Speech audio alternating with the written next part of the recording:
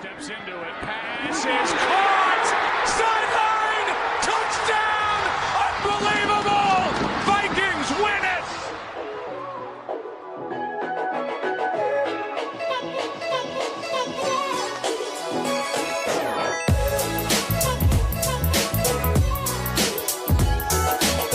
Hello, let's go. It's your man Flip Mozzie. Thank you for spending 15 minutes with me today.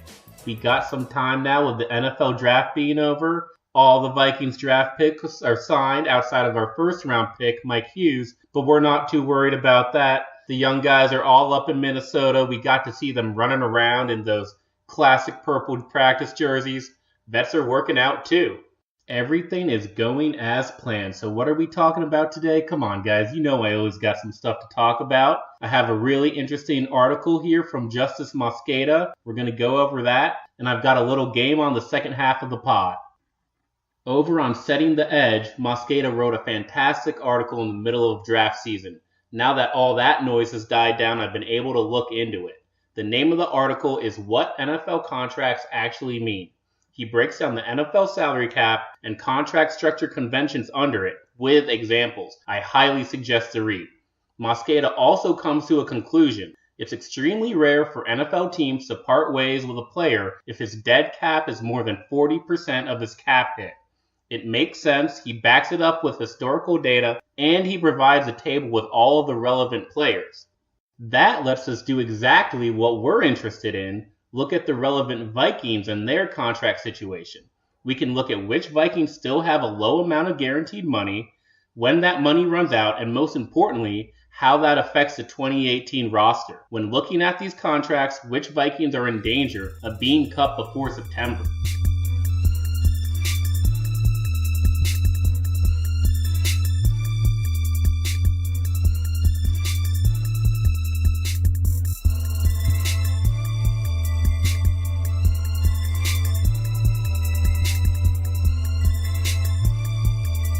Now, we're only talking about the big movers here, and that means players making at least $3 million on average and excludes players on rookie contracts.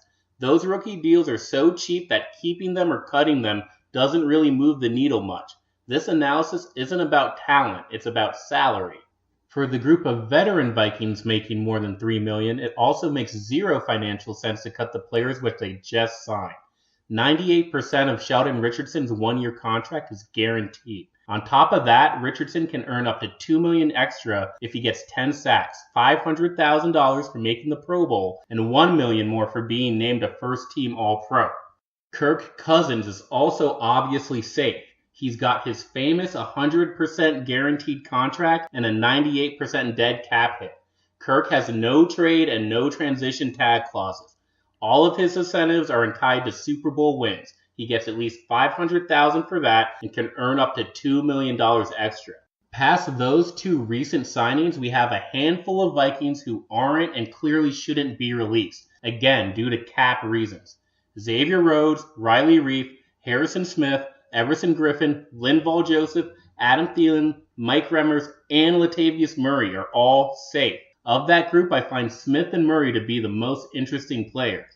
The Hitman signed his contract 2 years ago but still has a $13 million dead cap hit for 2018. Even if he weren't playing at an elite level, his job would be secure. Trae is almost the exact opposite. His restructure in March makes him a free agent in less than a year, but it also locks him in for 2018. 92% of his salary is guaranteed. Barring some Infinity War-like event, he's safe. The running back competition will happen behind him.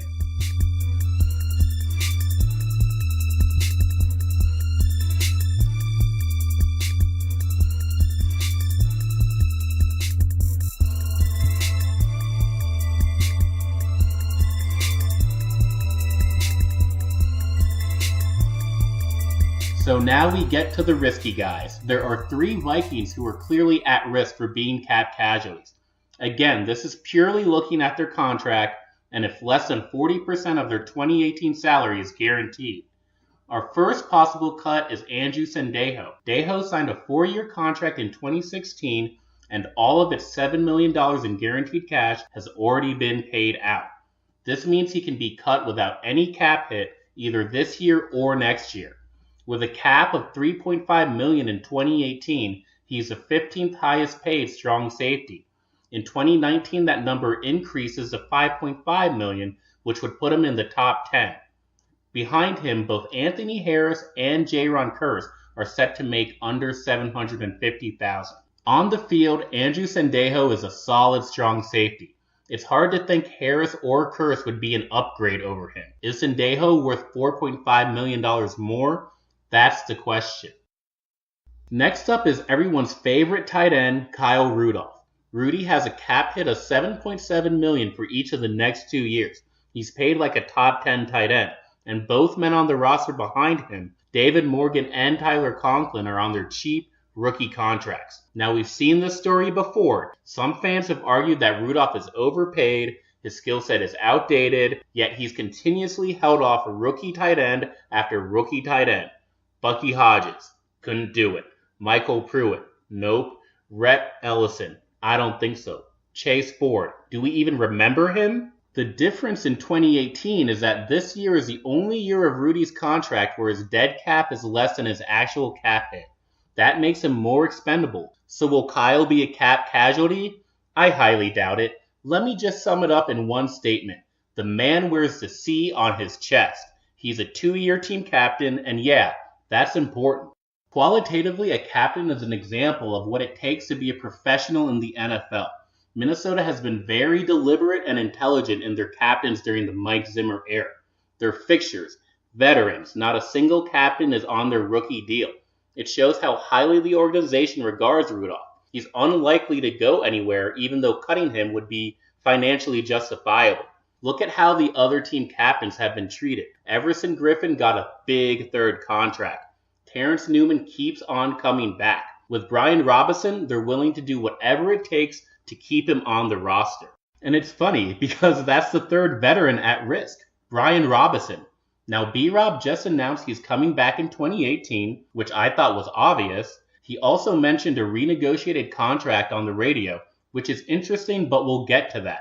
For now, B-Rob is under contract for $3.5 million in 2018 with a $1.2 million dead cap hit.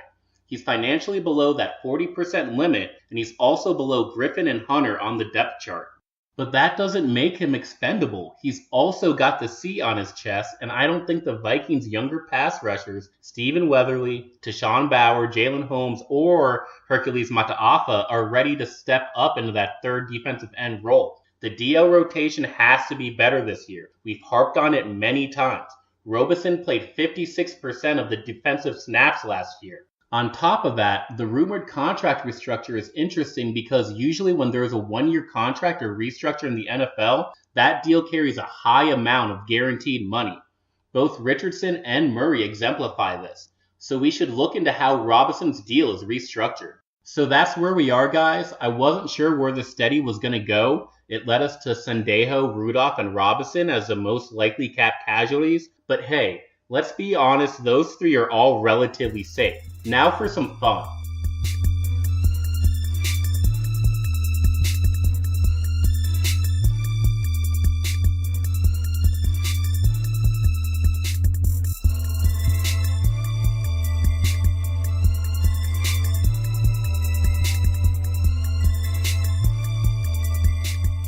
Alright, now here's a fun game to play with our Vikings starters. There are some spoilers since it's inspired by the latest Avengers movie, Infinity War. So if you haven't seen it, that's your loss.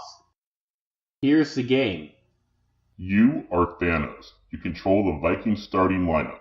One snap and 50% of the starters will disappear. They'll be replaced by backups that are already on the 90-man roster.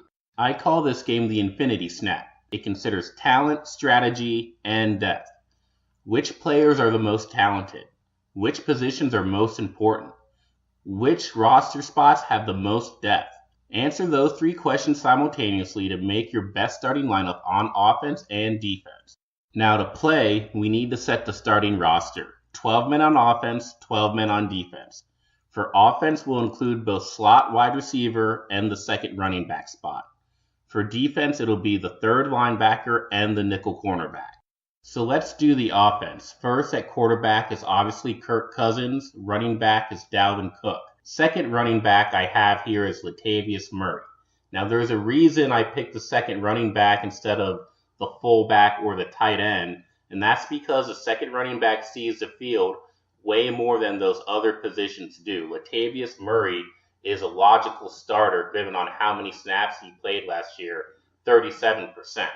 Now with Dalvin Cook hopefully being healthy this year for the entire season, that snap count for Murray could decrease, and David Morgan is at 35%. So second tight end could make sense, but still, I think the second running back sees the field enough starting rosters in the NFL use a running back by committee that you have to consider who their second running back is. At the receiver positions, we have Stefon Diggs, Adam Thielen, and Laquon Treadwell. We also have Kyle Rudolph at tight end. Then we get to the offensive line where I have Reiff, Nick Easton, Pat Elflein, Danny Isidora, and Mike Remmers. If you look at my starting lineup overall, I'm looking at the guys who played the most snaps for our team in 2017. That could all obviously change with the new additions like Kendall Wright and Brian O'Neill, not to mention Tom Compton. But for now, we're going to have to get rid of 6 of these guys anyway, so let's just go with that starting lineup and get to the snaps. Snap number 1, Danny Isidora. Guard is relatively unimportant. We can move Mike Remmers to right guard and start Brian O'Neill. Snap number 2, Laquon Treadwell. I really like the Wright signing, and there's no way we can keep all 3 wide receivers. Laquon is in a make-or-break year, but he's got to go if we've got to get rid of 6. Snap number 3, Latavius Murray. Mack Brown hasn't done much in his NFL career, but he can hopefully serve as a spell option to Dalvin Cook. Hopefully he can do that effectively. Second running back is necessary, but has a relatively low impact. Snap number 4, Kyle Rudolph. He's solid, but he's getting up there in age, and David Morgan has shown enough to make Rudolph expendable in such a dire situation. Snap number 5, Nick Easton. At this point, I'm trying to keep the offensive line intact. Left guard is more expendable than some of the other positions, and we're relying on Tom Compton to start now. He at least has starting experience. Snap number 6, Dalvin Cook. In my efforts to keep the pass game intact, Mack Brown becomes a starting running back with Roc Thomas doing spell duty. That was painful but relatively easy. The only loss that gets me is Dalvin Cook. All aspects of the passing game have been kept intact. We probably won't be able to run the ball at all. So the offense after Thanos looks like the 2017 Detroit Lions. We've got Kirk Cousins throwing to Stefon Diggs, Adam Thielen, Kendall Wright, and David Morgan. We've got Mack Brown and Roc Thomas in the backfield. And then we've got an offensive line of Reiff, Tom Compton, Pat Elflein, Mike Remmers, and Brian O'Neill. My takeaway here is that the Vikings have quality offensive line and wide receiver depth. We could probably use a running back to step up in training camp, hoping for either Mack Brown or Roc Thomas to get the job done.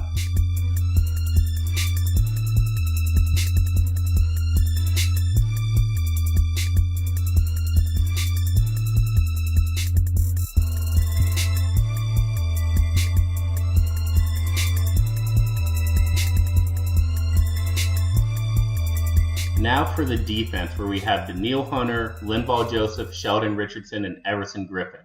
Our linebacking core is Anthony Barr, Eric Kendricks, and Ben Gedeon. And we've got 5 defensive backs: Xavier Rhodes, Trae Waynes, Mackensie Alexander, Harrison Smith, and Andrew Sandejo. I can already tell this is going to be tough. Snap number 1, Andrew Sandejo. Love Dejo, but we have Anthony Harris behind him, and he's looked good in limited duty over the years. Snap number 2, Mackensie Alexander. In terms of the starting lineup, Mike Hughes' arrival makes Alexander expendable.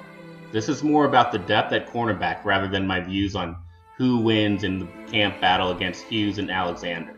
Snap number 3, Ben Gedeon. I have to kill the position that doesn't see the field that much. Kentrell Brothers has that 4-game suspension, so we'll have to slot in Eric Wilson, a special teams ace. Snap number 4, Trae Waynes. Not sure if this is avoidable with the need for a pass rush and the lack of linebacker depth.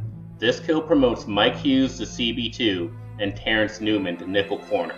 Snap number 5, Sheldon Richardson. We just signed him. Man, I hate this exercise. Richardson will have to be replaced by Jaleel Johnson, who barely saw playing time last year.